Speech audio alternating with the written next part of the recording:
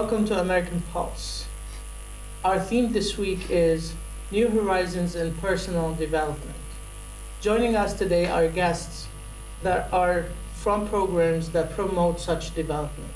I would like to welcome Ms. Namet and Ms. Susan Habashi. Thank you. Thank you for coming to my show today. I would like to educate my viewers about your background. So if you'd like to tell me a little thing about your background. I'm Susan, and with my family, I came in the 50s, a long time ago, and like many people, had the fortune to go to college here in this country. So I attended two wonderful institutions, Bryn Mawr College and Harvard, and became very interested in development. What do we do, the wealthy countries, to help poor countries? I joined the United Nations and was fortunate enough to be assigned to development programs.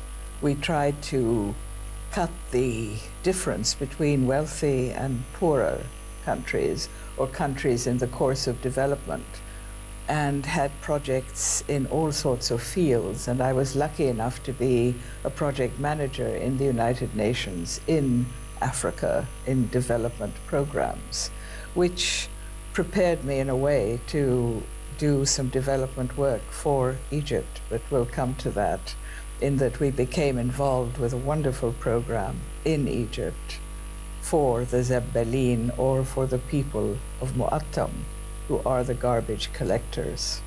So how long have you worked for the United Nations? I was with the UN for 26 years and had the opportunity after that to head a program called the Trickle Up program, which believed in helping very poor people, that if you gave people a small amount of money, no matter how poor, they would rise out of poverty.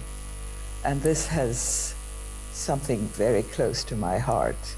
And I hope to be doing it again in Egypt, concentrating on doing it in Egypt in the years to come, in that the poorest of the poor, if given a chance, will husband the money and start their own business and come out of poverty. And by working with girls and women, you change a community. Great. Ms. Namet? My professional life after university took a very different turn than that of my sister.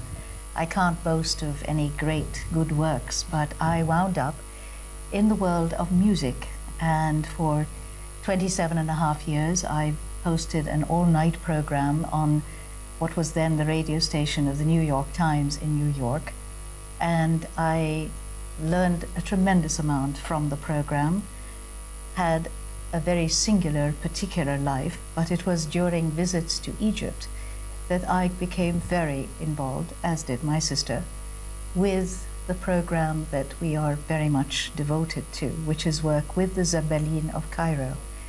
And it has been a remarkable journey of caring very deeply for the land which gave us our heritage, a very, very extraordinary heritage to have.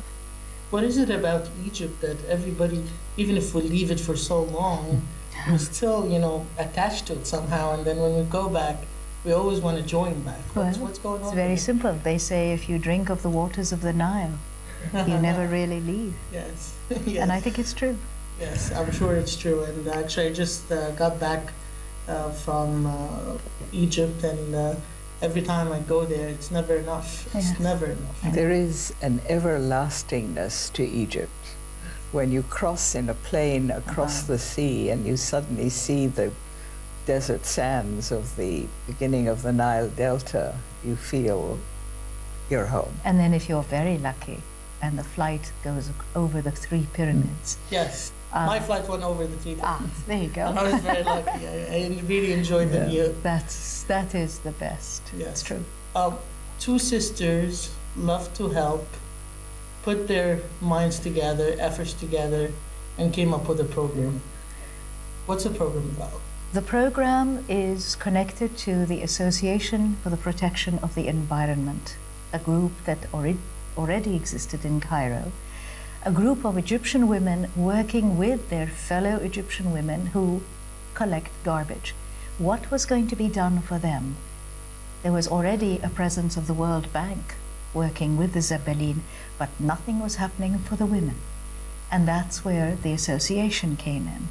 Now, suddenly, these women are being exposed to hygiene, literacy, a knowledge of mathematics, a presence and self-confidence within the family, a patriarchal society. But now, because the women are making cottage industry products from a clean product, from materials collected from places like Benetton and upholstery shops in Cairo, simple things, rugs, bags, they are earning money, they've earned themselves a place in their families, in society, and they have skills now. It's a whole different world for some women, and we're trying our best to enlarge the number of women so that many, many will come away from being Zebelin. I would like to know, when did you start implementing these teaching methods, and how you being funded for your program? Well, it all began when relatives took us on a trip up to Mu'attam.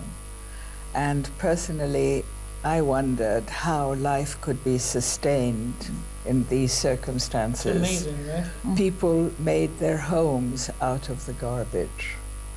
It's transformed now. There are very few homes made of garbage. There are brick buildings going up. But what the project did was to take girls and women, teach them two rather simple basic skills, weaving and sewing. And everything that they made was bought by the project. So the girls and women came to the project gladly, with the families allowing them to be out of the house, because they were bringing some funds into the family financial picture, more food on the table with their earnings. We wanted to help, and we didn't know how, and we asked them. And they said, markets, we need markets. Start. And so we thought, if we are really crazy, we'll import the product to New York City and sell it to all our friends.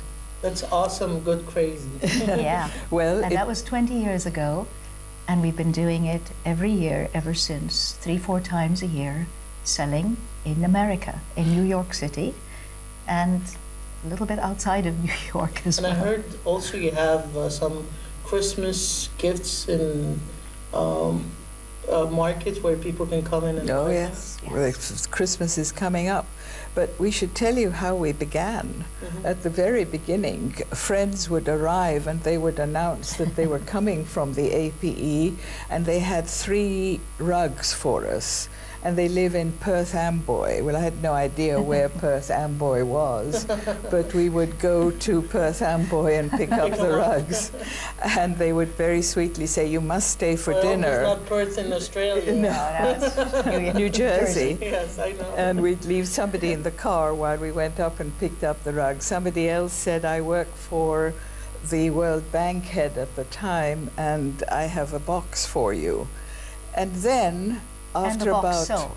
And we sold the product. everything. Yeah. So Then we got clever. We began to import, and the shipping agency sends us 40, 50 boxes from the storeroom in Mu'attam, and we have over 4 sales in the course of the year. I think last year was our bonanza year, and we made $80,000, Wow. which went back to the phenomenal. schools to keep the schools open. So during the tumultuous period of the change in government in Yes, Cairo and of over the course, last also 3 what years, happened in Morsi's time. and all of I the heard 3 this years particular went area went on because they were Things sending going. us product. yeah. They never stopped, and the aim is for the schools to stay open. And the miraculous thing is that the women and the girls, once they had an education, they came to the project and said, we love our school, but what about our children? So we have spun a second school for the little ones, so that while their mothers are weaving and sewing, they are in school learning. That's awesome. And what we're hoping to help them do now is to build a second building for the children. At the moment, they're housed in caravans, which are hot in the summer and cold in the winter, and we'd like to put a building up. So we have to sell lots of rugs and lots of quilts and lots of bags and lots of pot holders to make this happen. See, what I like most about your model is that you're not just giving them money, No. you're actually making them It's work got, for the money and the the profession. It is earned. It's It is earned. It is They earn earned. the money. They know how much it takes to get that money and to wisely use it. Right? Once they have money, they want to learn how best to spend it and how to, well, I don't think any poor person doesn't know how to count. Everyone counts. Yeah. However poor they are, they know how to When count. it comes to money, everybody knows how to count. Everyone. But to read and write and make decisions, that's what our school does. And it helps the girls and the women to do this. Sure. What are the challenges, Ms. Namat, from your perspective, you've faced over the last 20 years and tried to hope to avoid in the next few years? We have faced many, many challenges. Almost every year there is some kind of a glitch. Okay. And one extraordinary year, we thought we were not going to be able to have a sale because the shipment arrived and the paperwork was quite clear. One of the items, a new item at the time, was an apron. And suddenly the apron did not qualify as handicrafts, as in rugs or bags or placemats. The apron qualified as apparel. Clothing. And at John F. Kennedy Airport, they would not let the So shipment through. the problem was here at the customs. At The problem was in New York at JFK, and it took a tremendous amount of back and forth and going to Kennedy with the appropriate pieces of paper on the morning that the sale was supposed to begin, handing over the paperwork, and then our American team, which is an extraordinary group of Irish, Italian, terrific people that run a dispatch office near Kennedy, guaranteed us that they'd bring the shipment over, and they did. And we were able to open up for business, and we made the monies, and that was a tough year, but we got through. It's never failed so far, and inshallah, that will not change. What do you hope for the next sale? A lot of money. We would like to empty their storeroom because everything, as I said a little earlier, everything the girls and women make, we buy. So we're filling up a storeroom with lots and lots of rugs and lots of quilts, and if they love getting our email from New York that says, we are going to have 4 more sales, send us the following, and we send them a long list of things that we need. We need baby quilts, quilts for a small crib. We need large quilts. We need many rugs, both small and large. We need pot holders. Those make very good Christmas presents. As Nimet said, we have 4 sales a year. One made possible by a classmate of mine from college who runs the town of Summit, New Jersey. So we have access to the Red Cross building, and which has parking. So she makes sure the whole town shows up. Then we have a sale at Calvary St. George, which is, we go wherever we don't have to pay money. Sure. Where it's for free. It's given. It's given. And we have also ventured further afield. When invited, we have been known to go to Columbus, Ohio, Richmond, Virginia, St. Louis. I was about to say, if you can make it, if you can pull it off in New York, you can pull it off anywhere else We in have the world. been known to pack a station wagon and drive 10 and 12 hours to get to the destination, set up our tables, and sell as best we can. We have an old 15-year-old station wagon which is faithful to the project and to us, and we fill it up as best we can with just the 2 seats left for us and the whole stuff piled in the back to sell.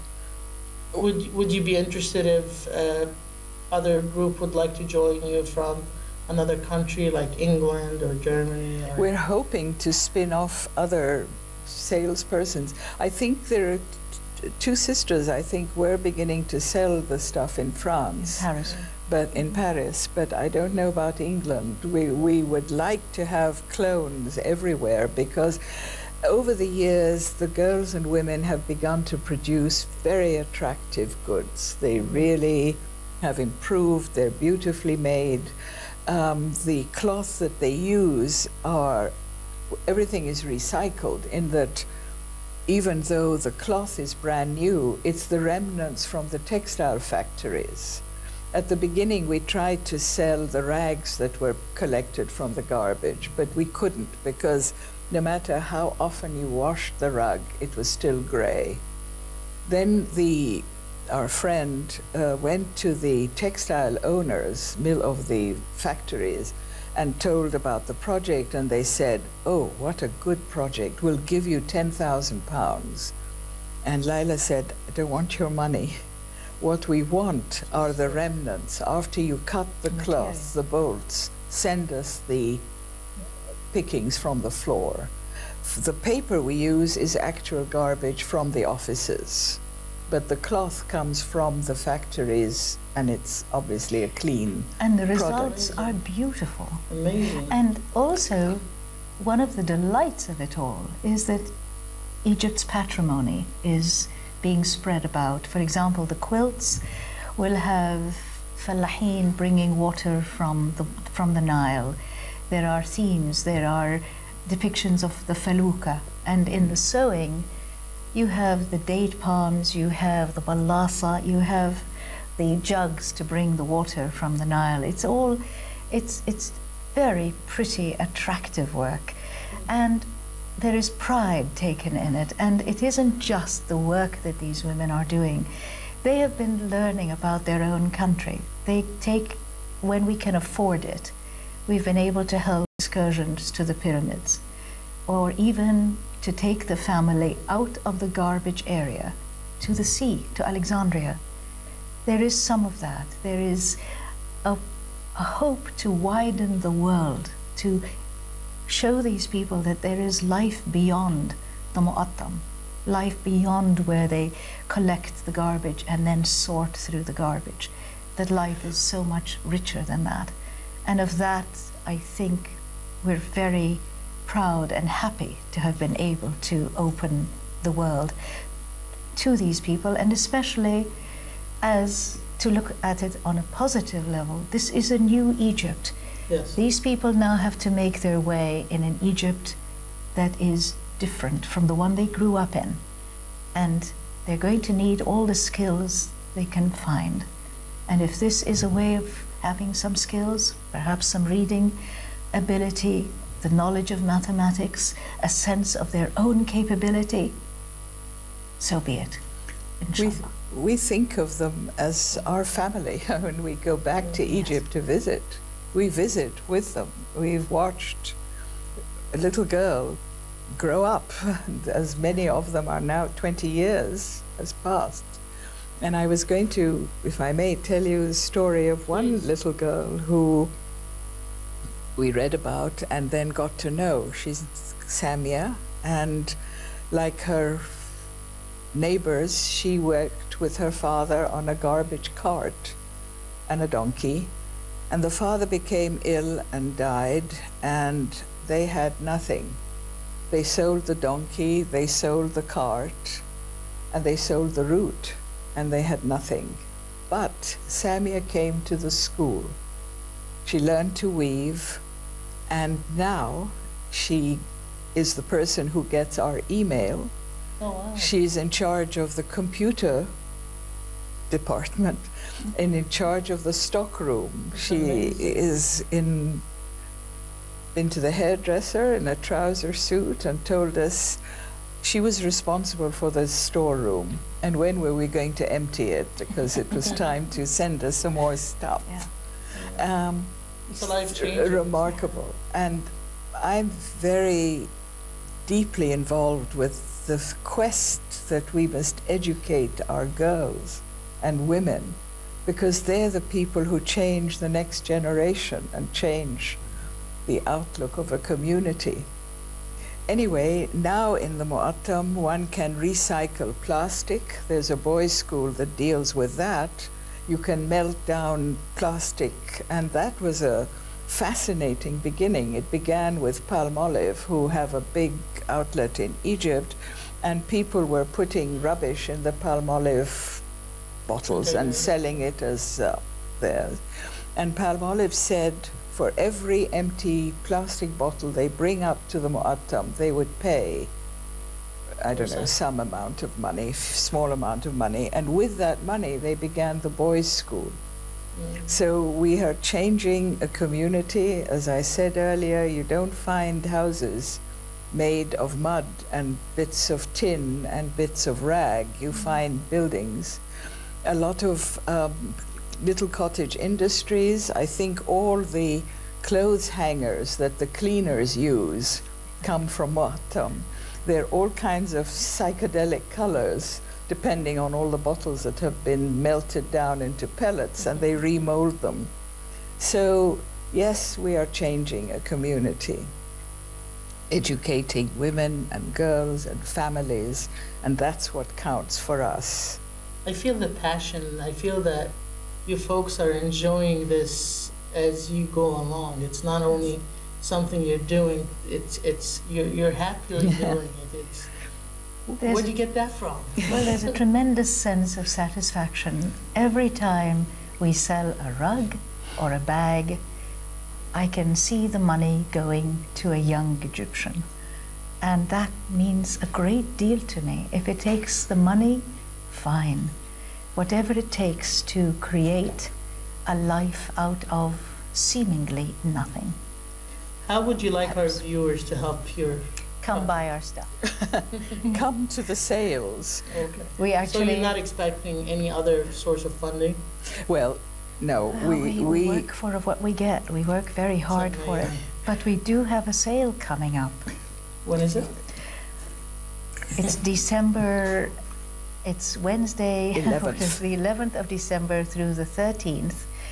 And it is at a church called Calvary St. George, which is at 21st Street and Park Avenue. It's not hard to find. Manhattan. And we will be going strong for 4 days straight. 21st Street and Park Avenue. We'll make for sure those we 4 announce, days. Please, you must all come. You must come. I'll be coming personally. Honestly, this stuff is lovely. Hopefully with the whole crew of American Pulse. Well, we have many, many American friends who keep saying, when is the sale? When is the sale? I need a rug. I need a quilt. And we love hearing that. And they do come. What started with a few friends coming to Nimet's apartment, which is where we had the sale, we put all the furniture on the fire escape and had all the quilts on her bed and the rugs on the floor, and lots of children sliding up and down because they come wrapped in plastic. Yeah. And it became something of an annual party. And it was a party. We served tahina and wonderful bread and falafel and and made something of a party out of it. That's wonderful. And then the building said they were too many people coming in and out, so we now go to churches or wherever we can go for free. I mean, that's the good sign, right? We grew out of the space. This is great. So that's fine. This is great. What's your last message to the viewers, especially the poor ones of them? Is it always, is the saying once poor, always poor, or that can change? No. With effort, with hard work, with a will, you can change things. From whatever scenario, there is always hope. With some help and goodwill, there is always hope. I think from 4 boxes of a few rugs and about 20 people coming to have tahina and buy rugs. We now have a list of 1,500. 40 to 50 boxes we expect will come from Cairo, shipped by the project to Wonderful. us. Wonderful. Samia will get on with it, I'm quite sure. We have to send her a list very soon now. And hopefully our friends will come. We are under an umbrella organization called Hands Along the Nile, which has for its objective to improve relations between Egypt and America.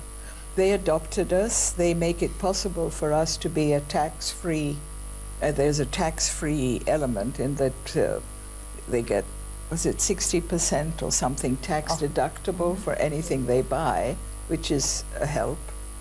And we hope to keep building schools and changing communities. Wonderful. Thank you very much for coming to our show today, and I'm sure my viewers had enjoyed as much as I have enjoyed your interview, and wish you all the best, and see you more prosperous. See you at the sale. Yes, I'll see you at the sale. Thank you very much for having us. Thank you. Thank you. Thank you very much, and we'll come back with our next guest, Miss Jennifer Mitchell. I'll see you after the break.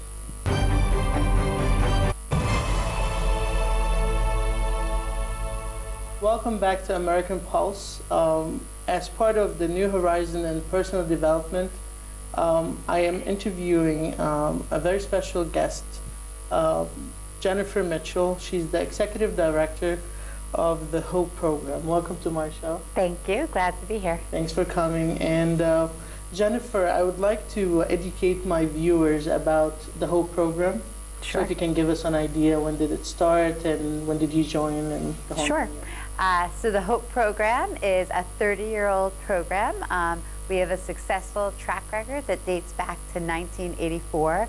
And our model is really based on helping people who have tried to get into or back into the workforce on their own, but haven't been able to do it, to help them get in. So whether folks have histories of incarceration or histories of substance abuse or low education levels or lots of other issues, whatever their issue may be, we give them the training and the support to get back into the workforce. So you're trying to help them get back to work? Yeah, I mean, here in the United States, the unemployment numbers are extremely high, especially in New York City.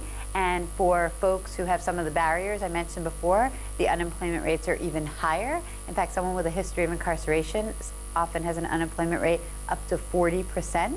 So what we do through HOPE is give them the network and the skills to rejoin the workforce and be productive, contributing members of society. Give them the hope to get a job again. It's all about hope. Okay, and when did you join HOPE? So I joined as executive director about 3 years ago.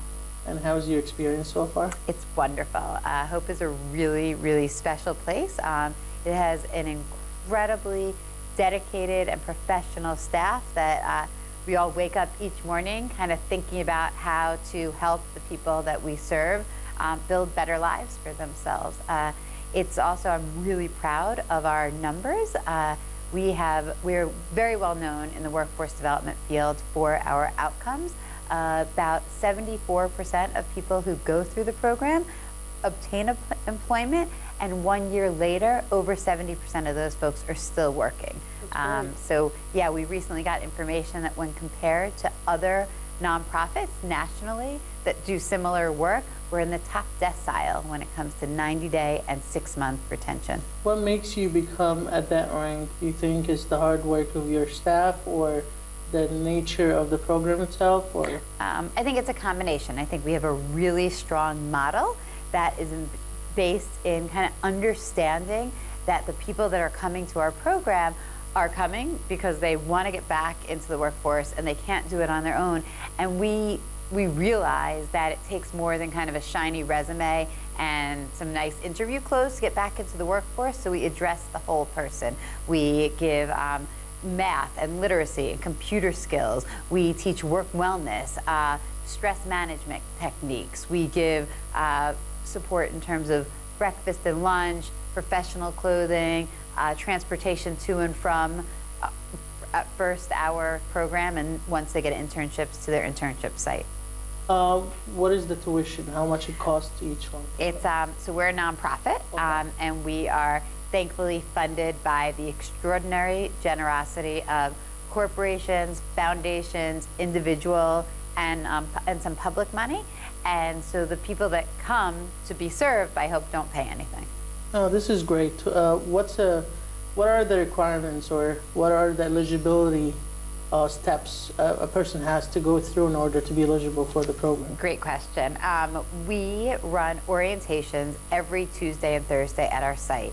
So people, whoever you are, if you're unemployed, living in poverty, and you want to get back into the workforce, you can come to one of the orientation sessions, get an overview of the program, get the test of adult basic education, the TABE test. So we have a gauge for your math and literacy skills. And then if you're interested in the program and you score above a 4th grade reading and math level, you come back for an interview. And really, if you demonstrate through your actions and through your answers in the interview that you are serious about getting back into the workforce and building a better life for yourself, then you're eligible. You need to be legal to work in the United States. And obviously, and above age 18. Obviously, there has to be a will. A person has to be willing. It's all about kind of the immeasurable quality of motivation, like that drive that's gonna. We can support you with the skill, we can give you the network, but you have to want it for yourself. What's the difference between a program and a nonprofit organization like the Hope program and a regular employment agency? Like a for-profit placement agency? Yeah, beside the fact there's money involved. Well, no, it's just like an employment agency often takes folks who are ready to get back into the workforce and then places them with people that need jobs. We're taking folks who need kind of to develop the skills, to kind of think about how they're presenting themselves. So we spend between 8 and 12 weeks, Monday through Friday, 9 to 5, working with people to really think about how they want to present themselves, not only to get a job, but to keep that job. Do you think a program similar to yours is essential in some of the underdeveloped countries like Egypt, for instance? So I don't know about Egypt specifically. I was a Peace Corps volunteer in Nicaragua for 2.5 years, many years ago. And so using that as my reference point, I think that anywhere where there are folks who are unemployed, chronically unemployed, a program like Hope would be helpful and beneficial, because so often there's such a huge communication gap between what employers are looking for and what the people who are looking for jobs are looking for, and places like Hope really help to narrow that gap so there's better communication and we can prepare people to have the skills that the employers want them and need them to have to make their businesses successful. Sure. What are the challenges you folks have faced on a daily basis with the students there? With the students? So, I mean, people come here all voluntarily, but often there's things that happen if someone's on parole or probation, where they get caught up in a system with their parole officer, and so they can't complete the program. Sometimes mental health issues get in the way. So someone, when they get to us, has a mental health issue, but they're medically adherent and they're stable, and then they start to kind of feel that they can kind of keep going without their medication, and they decide to stop taking it. So there's lots of different things that come up, and because we have this expertise that we've developed over 30 years of doing this, really have figured out ways to navigate a lot of those problems so that the majority of folks are successful in our program and complete it and stay in the workforce successfully. What do you think of the things that a lot of unemployed staff would complain about, is that they can only do this job, but they can never think. What I'm trying to say is, people have a lot of skills that they don't know about, and they think because they worked as a receptionist, so they're going to be always a receptionist, or worked as a travel, driver, it's going to be always a driver. Do you think people, do you get this feeling that a lot of times people don't know what they really have? Yeah, so absolutely. We talk a lot in our classrooms about transferable skills, and we bring in a lot of labor market data. So my employment staff is very well versed on kind of the trends out there, what the jobs are, what job sectors are growing. And so we bring that information into folks so that they can then say, okay, the field that I was in for many years of my life isn't going anywhere, but I can use the skills that I got there to apply to a different field. And so we're in constant conversations with people about being flexible, about managing their expectations, or sometimes forming more realistic expectations. On my personal level, I've known a friend who had been always a computer programmer, was making a 6-digit salary, and he was fired because of the economical reasons, and they had to let him go. They were downsizing the company, and this person stayed home for 4 years because he's very intelligent person, but he's very inflexible. He just wanted to do what he has always done. He didn't want to change, he didn't want to modify, he didn't want to look for another job. I would like you to advise my viewers about the importance of flexibility. I don't want them to go through what my friend had gone through, staying home for over 3 years just because he didn't want to be flexible and change careers or change a section within the technology that he learned. Yeah, I think in today's job market and the way the economy is, flexibility is key. You can't, everything's constantly changing. The only thing I often say to students at Hope, the only thing that is constant is that change is going to happen. And so we need to, and we spend a lot of time at Hope talking about being resilient and developing resiliency skills so that you can go with the change and see the change that's happening before it happens. So kind of follow the clues. There's a great book that we use at Hope called Who Moved My Cheese? And it's a management philosophy book, but it really applies to our student also because it gives examples of different people with different personalities. It's actually about mice, but they represent people with different personalities, and you see at the end of the book, the mice that can adapt to the change are the ones that are ultimately successful. And so I recommend Who Moved My Cheese for folks, and also to really realize that the job market is ever changing, and so we have to be ready to change with it. Are you one of the believers that a person can create his own circumstances? I mean, we don't have to be really slaves to what the economical situation is or the political situation is. Can a person create his own circumstances in a way? I think that's a really complicated question. So I am a full believer of personal responsibility, and I think we all are responsible for the choices that we make in life. And I think for everybody that really wants to work, where there's a will, there's a way. However, I do believe that there are structural things put in place by society that make it way more difficult for some people to navigate than others. In the United States, there's issues of race, there's issues of gender, there's issues of sexual orientation that all impact who gets job offers, what they get paid when they get a job, and many other kind of big complicated issues. So yes, I believe everyone can be successful if they want to be, but on a larger level, there are society structures in place that make it harder for some than others. Sure. Have you had a negative feedback about employment at the recession time? Like, was it, in other words, like, were you trying to prepare people to get jobs, but there's no jobs available? So I think I've been doing this work for about 15 to 17 years now, and so it comes in cycles.